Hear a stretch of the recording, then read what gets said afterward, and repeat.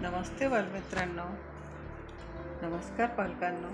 आईची शाळा या सदरात सर्वांचे स्वागत. आज आपण आठवड्याचे वार पाठ करणार आहोत. रविवार, सोमवार, मंगळवार, बुधवार, गुरुवार, शुक्रवार, शनिवार. आता वारांची गाणी म्हणूया.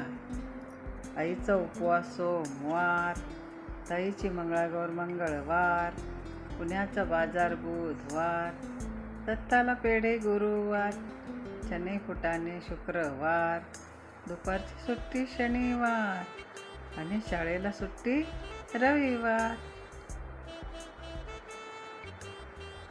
आवडलं का मग वारांचं गाणं? आणि आठवड्याचे वार 7.